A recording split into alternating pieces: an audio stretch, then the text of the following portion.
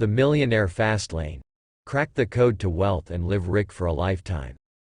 Fastlane Part 1. Wealth in a wheelchair. Get rich slow is get rich old. The Great Deception. Normal is not something to aspire to. It's something to get away from. The MTV Cribs episode that never happened. Host. Today we visit 22-year-old Big Daddy Who and his 8,000 square foot crib. Here on the beautiful Atlantic coastline, live from sunny Palm Beach, Florida. So, Big Daddy Who, tell us about your rides. Big Daddy Who.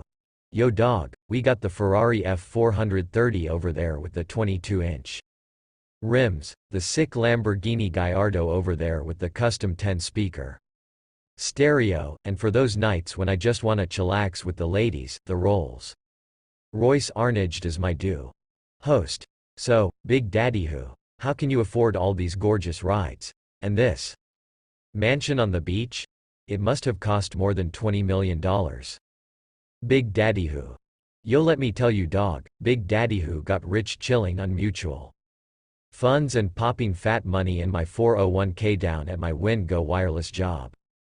Suddenly, era records screech off the turntable. Silence. As you can imagine, this scenario would never happen. Big Daddy's answer is preposterous and laughable. We're smart enough to know that wealthy 22-year-old kids don't get rich investing in mutual funds and stashing money in their 401 kilo Siemens. From their job at the cell phone store, we know that people who get rich young fall into a unique subset of society: pro athletes, rappers, actors, entertainers, and famous people. Those of us outside this demography are left with the traditional advice showered upon us by financial experts. It's called, get rich slow, and sounds something like this. Go to school, get good grades, graduate, get a good job, invest in the stock market, max out your 401k, cut up your credit cards, and clip coupons. Then someday, when you are, 65 years old, you will be rich. Get rich slow is a losing game if you want to get rich, and get rich slow is your strategy. I have bad news. It's a losing game, with your time wagered as the gamble. Do you seriously think that the guy who lives in that palatial beach estate with the $500,000 supercar in the driveway got rich because he invested in mutual funds, or clipped coupons from the local super saver? Of course we don't. So why do we give credence to this advice as a legitimate road that leads to wealth and financial freedom? Show me a 22-year-old who got rich investing in mutual funds. Show me the man who earned millions in 3 years by maximizing his 401k. Show me the young 20-something who got rich clipping coupons. Where are these people? They don't exist. They're fairy tales of impossibility. Yet, we continue to trust the same old tired gang of financial media darlings who espouse these doctrines of wealth. Yes sir, get a job, work 50 years, save, live mindless ly frugal, invest in the stock market, and soon, your day of freedom will arrive at age 70. And if the stock market is kind and you're lucky, 60.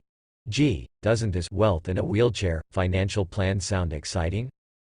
In today's tumultuous financial climate, I am shocked people still believe these strategies even work. Wasn't it the recession that exposed get rich slow for the fraud it is? Oh, I get it. If you're employed for 40 years and avoid 40% market downturns, get rich slow works. Just sit back, work, and hope death don't meet you first because, golly gee, you're going to be the richest guy in the retirement home. The message of get rich slow is clear. Sacrifice your today, your dreams, and your life for a plan that pays dividends after most of your life has evaporated. Let me be blunt. If your road to wealth devours your active adult life and it's not guaranteed, that road sucks. A road to wealth, codependent on Wall Street and anchored by time with your life wagered as the gamble, is a dirty, rotten alley. Nonetheless, the preordained plan continues to wield power, recommended and enforced by a legion of hypocritical, financial experts, who aren't rich by their own advice, but by their own millionaire fastlane. The slow lane prognosticators know something that they aren't telling you. What they teach doesn't work, boot selling it does. Wealth young. Is it bullshit? 5. The Millionaire Fastlane isn't about being retired old with millions. but about redefining wealth to include youth, fun, freedom, and prosperity. Take this comment posted on the Fastlane forum. Is it bullshit? You know, the dream to be young and live the life, to own the exotic cars, to own the dream house, to have free time to travel and pursue your dreams. Can you really get free of the rat race young? I'm a 23-year-old investment banker in Chicago, Illinois. I make a modest salary and modest commissions. By most people's standards, I have a good job. I hate it. I cruise Chicago's downtown and I see some guys living the life. Guys driving expensive exotic cars, and I think to myself, they're all 50 or older with silver hair. One of them once told me, "You know, kid, when you finally can afford a toy like this, you're almost too old to enjoy it." The guy was a 52-year-old real estate investor. I remember looking at him and thinking, God, that can't be true. It's gotta be bullshit. It's gotta be. I can verify it isn't bullshit. You can live the life and still be young. Old age is not a prerequisite to wealth or retirement. However, the real BS is thinking you can do it by the default, get rich slow, construct, at least by the time you hit your 30th birthday. Believing that old age is a precursor to retirement is the real BS. The real BS is allowing get rich slow to steal your dreams. Reinvent retirement to include youth. Say, retirement, and what do you see? I see a crotchety old man on a porch in a creaky rocking chair. I see pharmacies, doctors' offices, walkers, and unsightly urinary undergarments. I see nursing homes and overburdened loved ones. I see old and immobile. Heck, I even smell something musty circa 1971. People retire in their 60s or 70s. Even at that age, they struggle to make ends meet and have to rely on bankrupted government programs just to survive. Others work well into their golden years, just to maintain their lifestyle. Some never make it and work until death. How does this happen? Simple. Get rich slow takes a lifetime to travel, and its success is nefariously dependent on too many factors you cannot control. Invest 50 years into a job and miserly living. Then, one day, you can retire rich alongside your wheelchair and prescription pill box. How uninspiring. Yet, millions undertake the 50-year gamble. Those who succeed receive their reward of financial freedom with a stinking lump of turd, old age. Gee thanks. Boutant worry. Patronization reigns from the heavens. These are the golden years. Who they kidding? Golden to whom? Part 1. Wealth in a wheelchair. Get rich slow is get rich old. If the journey devours 50 years of your life, is it worth it? A 50-year road to wealth isn't compelling, and because of it, few succeed, and those who do settle for financial freedom in life's twilight. The problem with accepted norms of retirement is what you do not see. You don't see youth, you don't see fun, and you don't see the realization of dreams. The golden years aren't golden at all, but a waiting room for death. If you want financial freedom before the Grim Reaper hits the on-deck circle, get rich slow isn't the answer. If you want to retire young with health, vibrancy, and hair, you're going to need to ignore society's default, get rich slow roadmap and the gurus spoon-feeding you the slop in the trough. There is another way. Chapter summary. Fastlane distinctions. Get rich slow demands a long life of gainful employment. Get rich slow is a losing game because it is codependent on Wall Street and anchored by your time.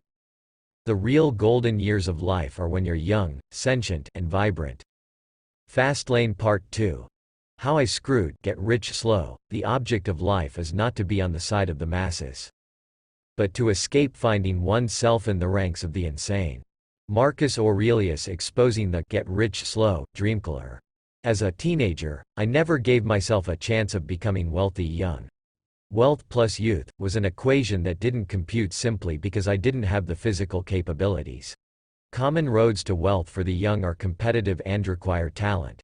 Become an actor, a musician, an entertainer, or a pro athlete. All roads that had a big road closed sign that laughed, not a chance, MJ.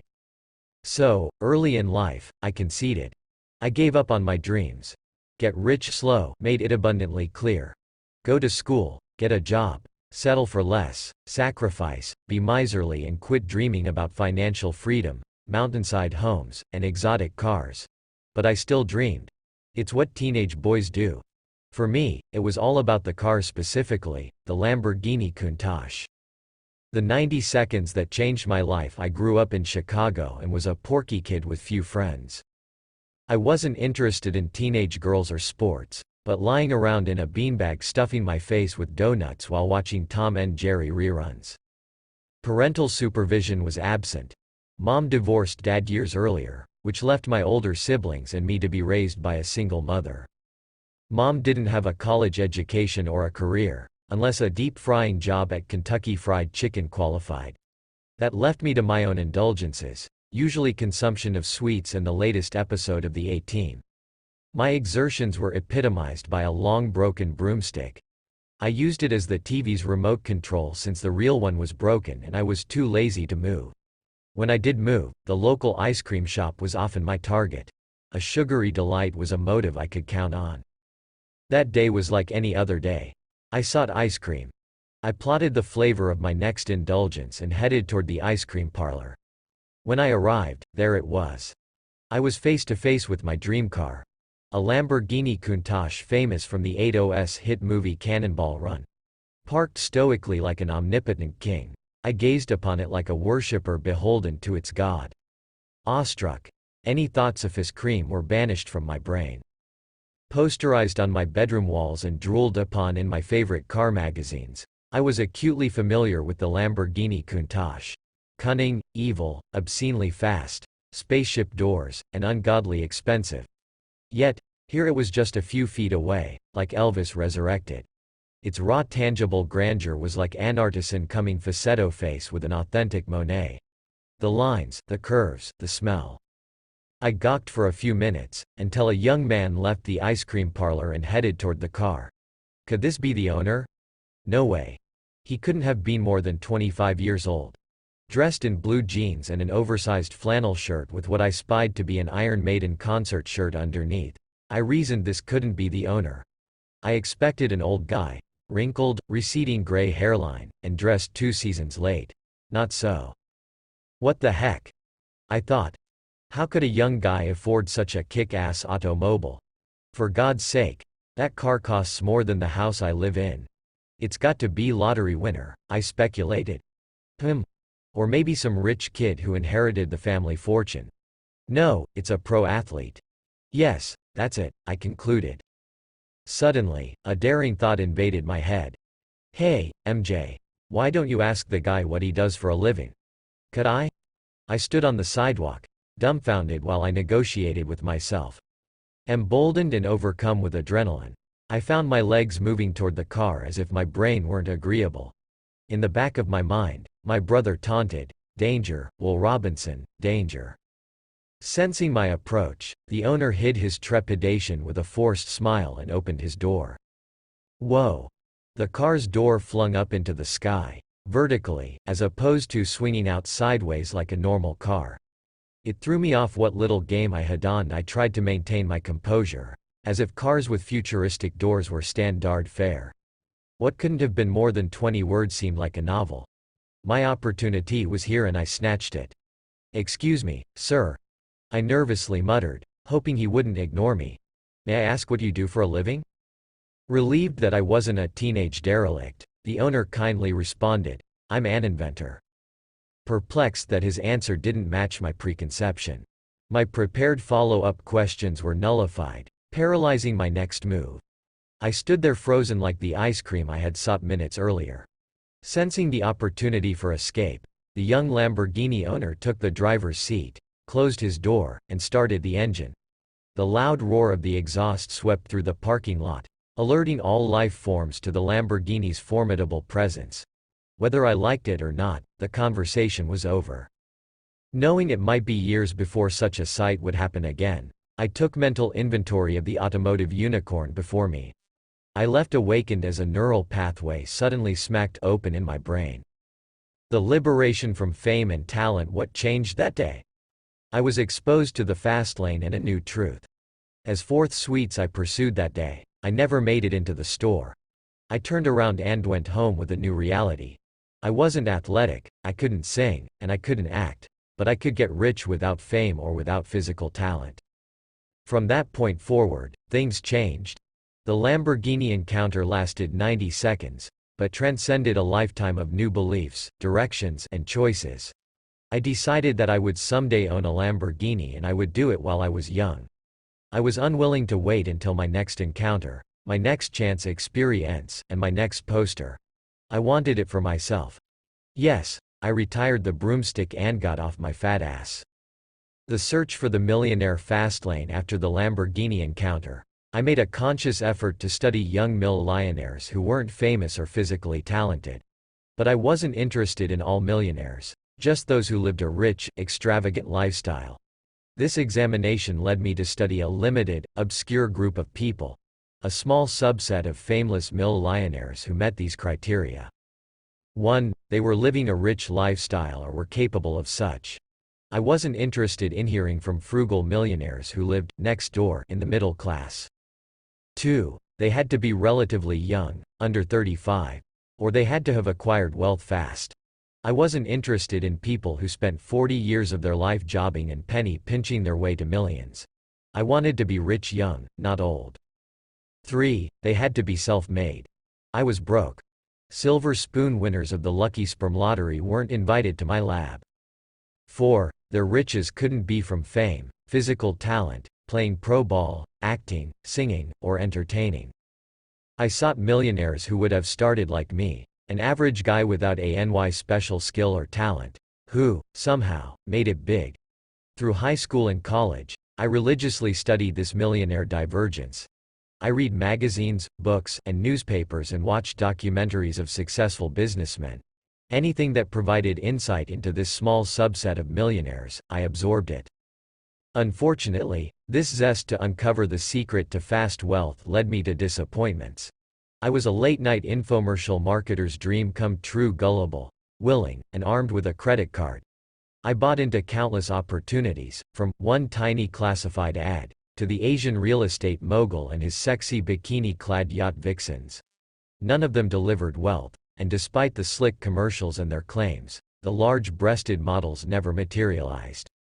As I fed my appetite for knowledge and endured one odd job after another, my research uncovered some remarkable common denominators.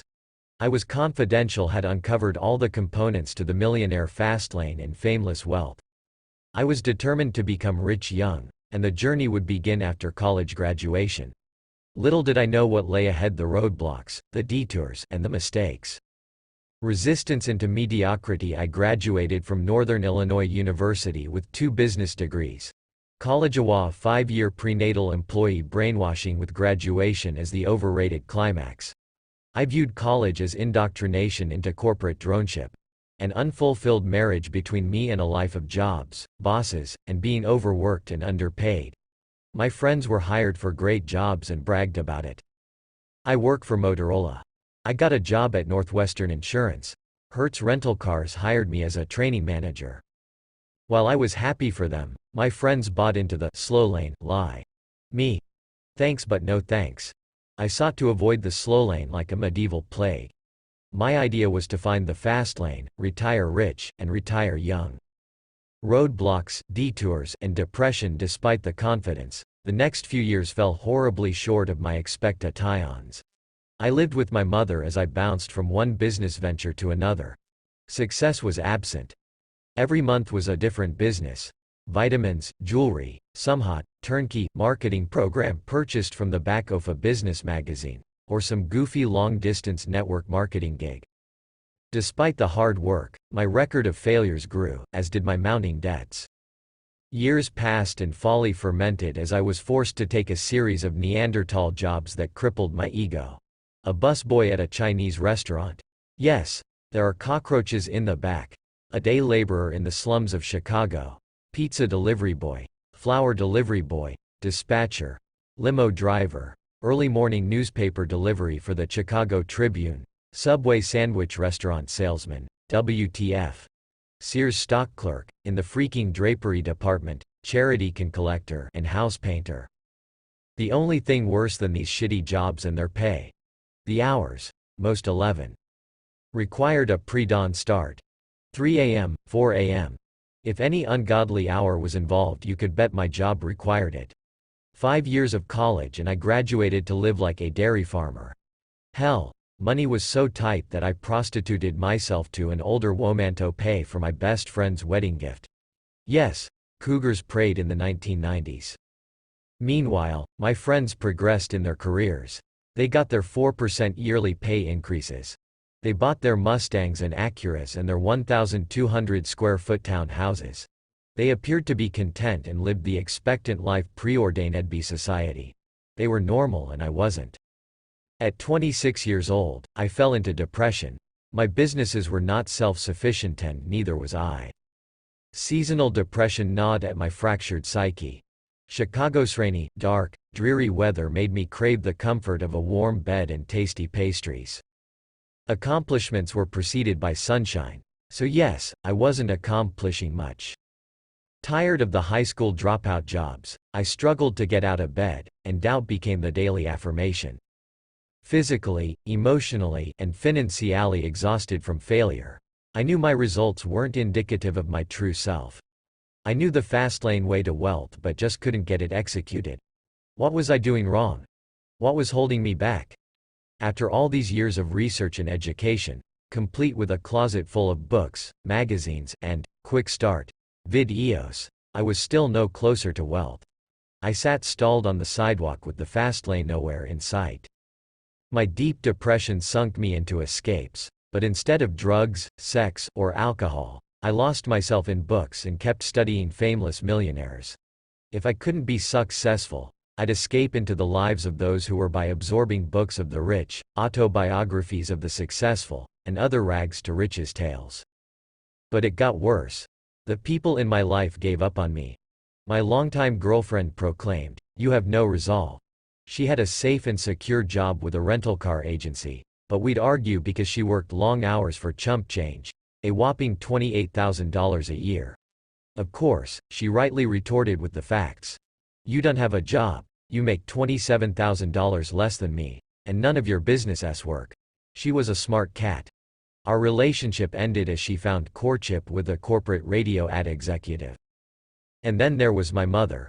For the first years after college, she cut me slack, but then came the failures and the goofy jobs.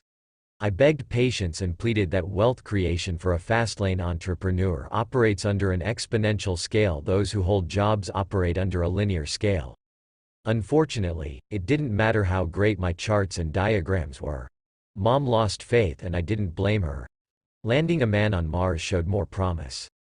Her directives dulled my drive. She'd shout, "Get a job, baby," at least 20 times a week.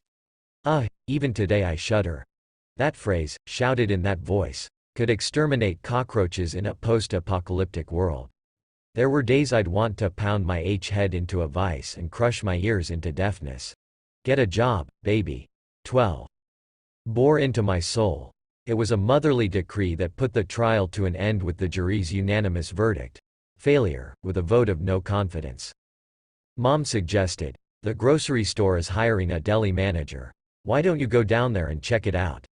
As if my college education and struggles for the last 5 years were to eclipse at the deli counter, cutting blocks of bologna and ladling potato salad to the neighborhood soccer moms. "Thanks for the job tip, but I'll pass." My blizzard of awakening. It took the pain of a cold Chicago blizzard to throw me into the crossroads of life. It was a dark, frigid night, and I was dead tired working as a limo driver. My shoes were drenched from wet snow while I fought a migraine headache. The 4 aspirins I chased 2 hours earlier had no effect. I wanted to get home but couldn't.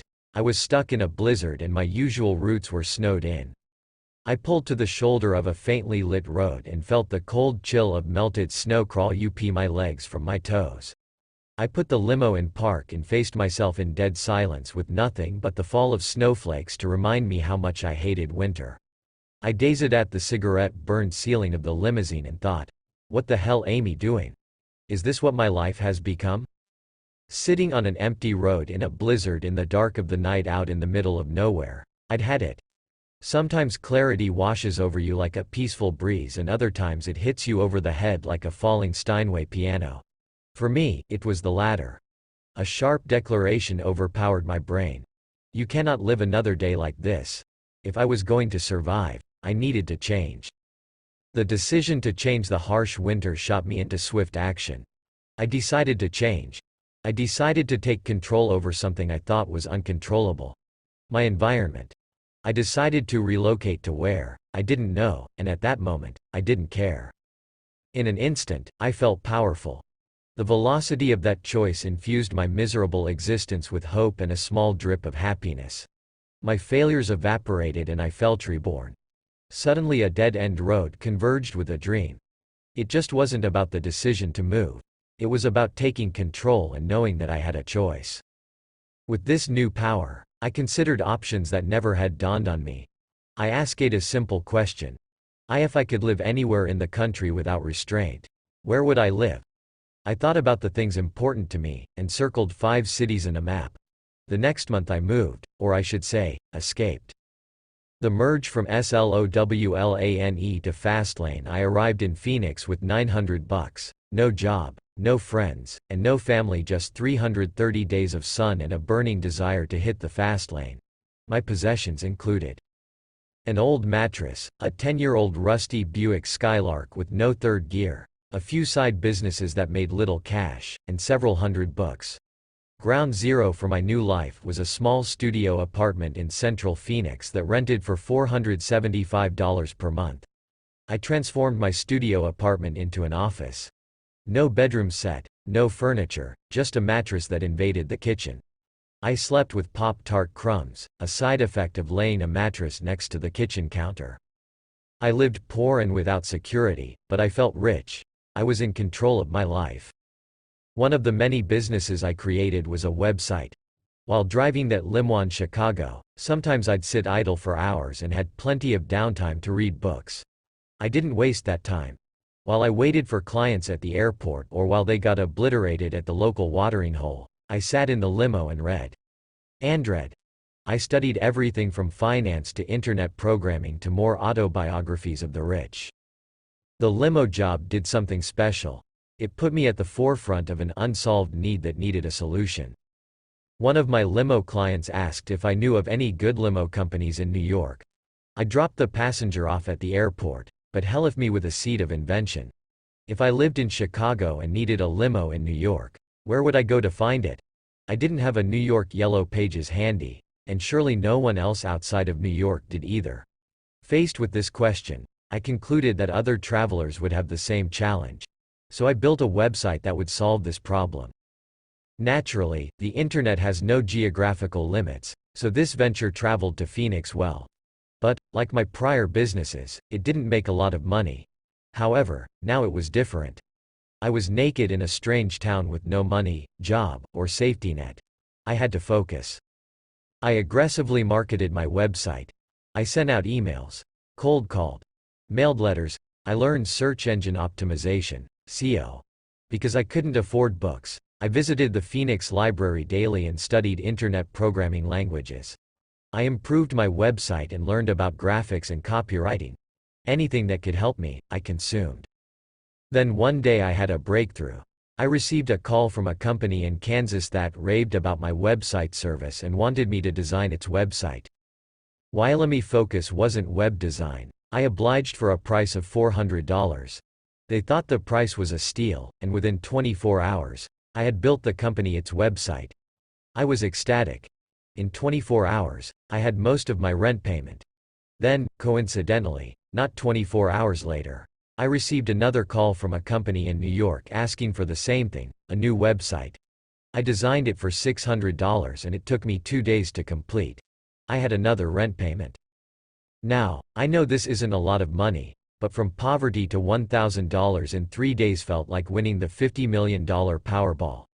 My first few months in Phoenix I gained traction and survived on my own for the first time in my life. No flower boy. No busboy. No pizza delivery. No sponging off mom. I was purely self-employed. I was momentous acceleration, a wind at my back that foreshadowed a directional change into a new universe of wealth generation. But something still wasn't right. Something was missing and I knew it. Most of my income was attached to my website designs and not my website advertising business. My income was tied to my time, the construction of websites, More websites jobs meant more time spent, and if I didn't work, my income would stop. My time was being sold off for money. A new wealth equation yields wealth acceleration.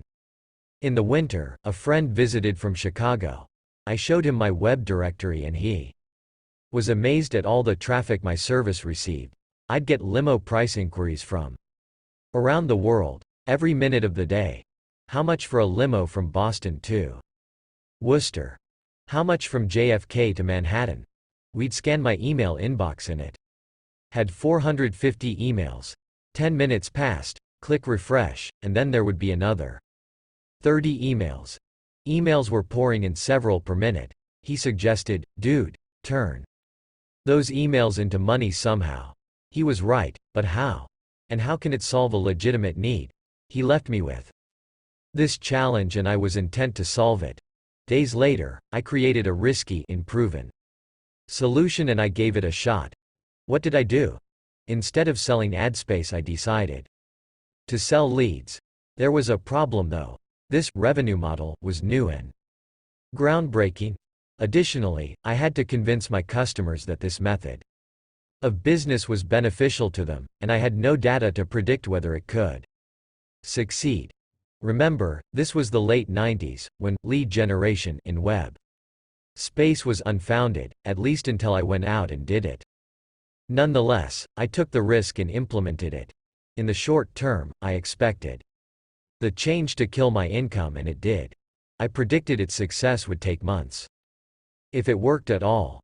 The first month the new system generated $473. Yikes.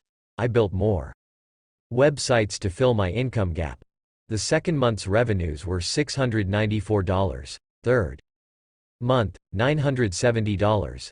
Then $1,832. $2,314. $3,733. And it continued and continued. It worked. My revenue, my income, and my assets grew exponentially but not without issue.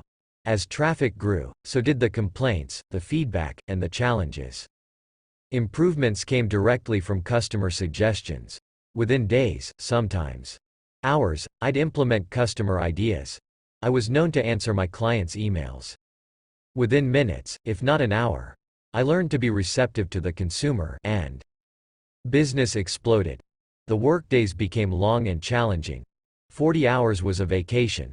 Typical workweeks were 60 hours long. Days and weekends blurred together. While my new friends were out drinking and partying, I was hunkered down in my tiny apartment, regurgitating code. I didn't know if it was Thursday or Saturday, and it didn't matter. The glory of the hard work was this: it didn't feel like work, in fact. I enjoyed it. I didn't have a job. I had a passion to make a difference. Thousands of people benefited from something I created, which addicted me to the process. I made a difference. I started to compile testimonials from clients. Because of you, my business grew tenfold. Your website led me to my biggest corporate client. Your company has been instrumental in growing my business. This feedback was wealth currency. I wasn't awash in riches quite yet, but I felt rich. My faked shortcut to wealth in 2000. My telephone rang with a different type of inquiry.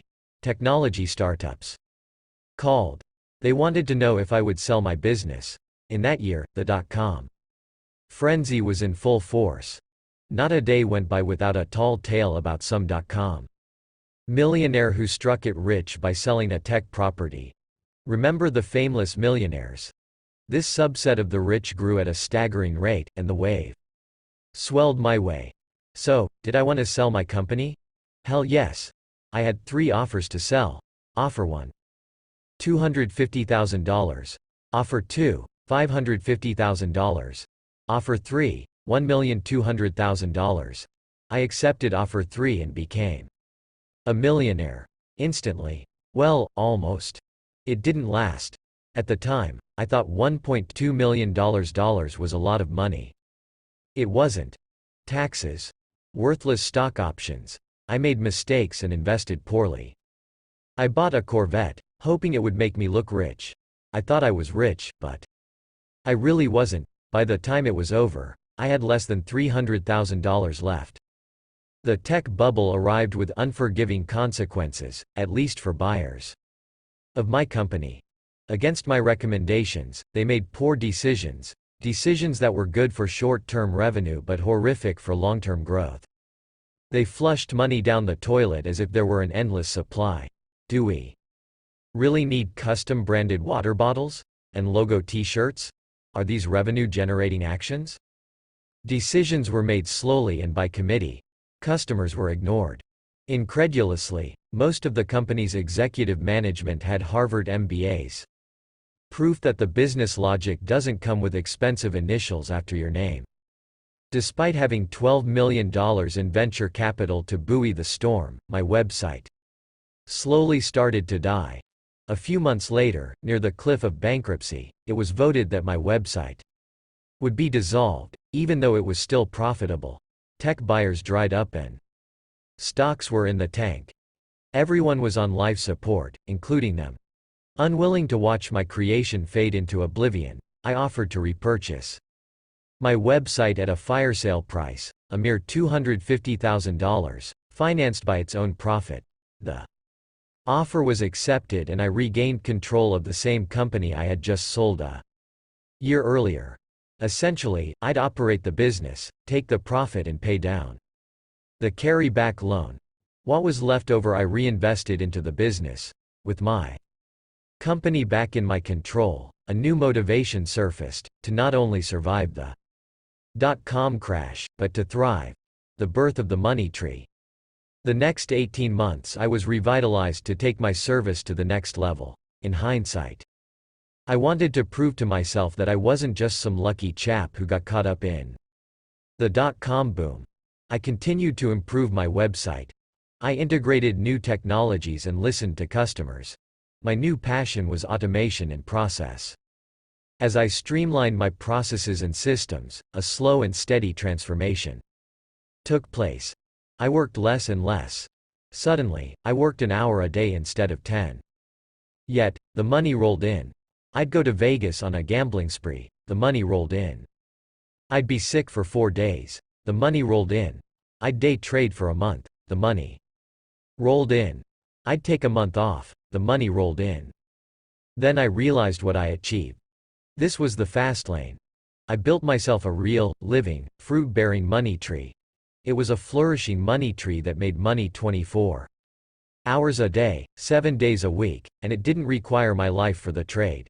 It required a few hours a month of water and sunshine, which I happily provided. Outside of routine attention, this money tree grew, produced fruit, and gave me the freedom to do whatever I wanted. For the next few years I lived a life of laziness and gluttony. Sure, I worked a few hours a month, but mostly, I worked out, traveled, played video games, bought and raced fast cars, entertained myself with dating websites, gambled. I was free. Because I had a money tree that surrogated for my time and yielded a bountiful monthly harvest. Since reclaiming my business, it grew meteorically. Some months I'd profit more than $200,000. Yes, profit. A bad month was $100,000. I earned in 2 weeks what most people earned in an entire year.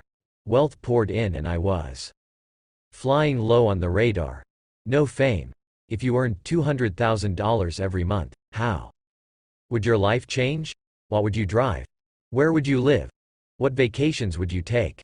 What schools would your children attend? Would debt be a noose around your neck? How fast would you become a millionaire?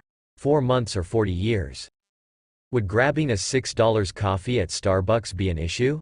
You see, when you generate this kind of income, millionaire status happens quickly. I was a multi-millionaire by age 33. If I hadn't sold my business initially, I would have probably arrived there faster. But when you're eating cardboard noodles and someone tosses $1.2 million in your face, not many would say, "Nah, I'll pass." I purchased my first Lamborghini and completed the dream prophecy birthed in my teens. Today, that same question I asked so many years ago is now hurled my way almost weekly. And now I have an answer that I can give, and an answer I would have dreamed of hearing. In 2007, I decided to sell my company again. It was time to retire and think about my wildest dreams, things like this book and screenwriting. However, this time I entertained a variety of offers, ranging from $3.3 million to $7.9 million. After making millions over and over in a few short years, I accepted one of the full cash offers and repeated the Fastlane process. In 10 minutes. That's how long it took to cash the 6 checks that amounted to millions. Chapter C Summary. C. Fastlane. C. Distinctions. Fame or physical talent is not a prerequisite to wealth. Fast wealth is created exponentially, not linearly. Change can happen in an instant.